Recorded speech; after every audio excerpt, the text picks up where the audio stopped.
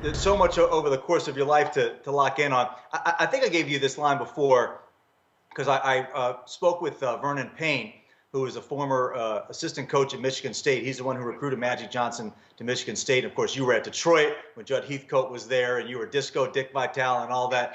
Vernon Payne said, I think the best compliment, maybe the best thing that I've ever heard say about you, and this is, again, we're talking about mid to late 1970s. He said, I always thought that Dick Vitale was a black guy trapped in a white guy's body, and Vernon is African American. That about good description for you? Late 1970s, early 1980s? Well, I've always got along with people. To me, black, white, didn't matter. I remember one time telling the kid who wouldn't look at me when I was talking to him, he had a little chip on his shoulder, and he wouldn't look. And I could feel that it was because I was white, he was black from a tough inner city area. I finally said to him, I said, so let's get one thing straight. One thing straight.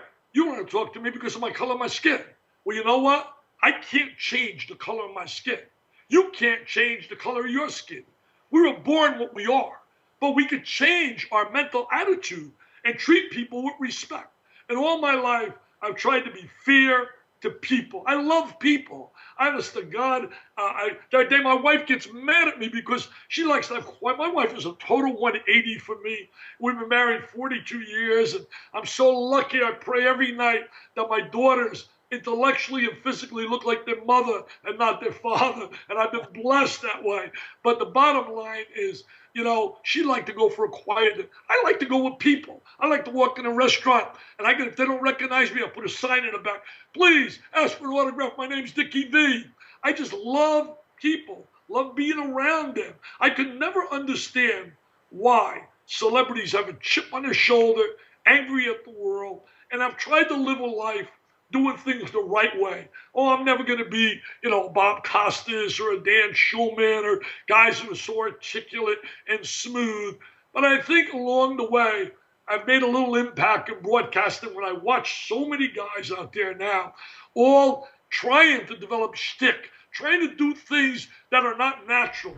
All my life. You know what was my greatest compliment? You mentioned that, but greatest compliment I ever had for me was the president and CEO, George Bodenheimer.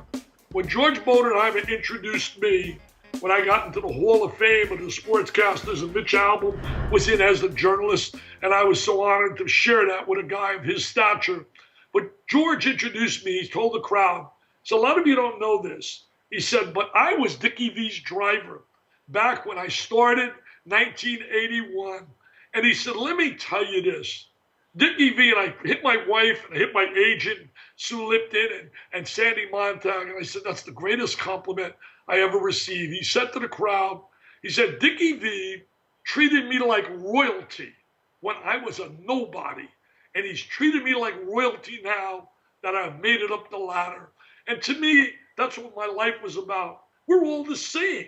I'll never forget going on a Jim Rome show when he was down in one of the schools down in California, and he would tell people, he said he'd come on my show, and I was just starting out in college, and I tried to all my life be that way.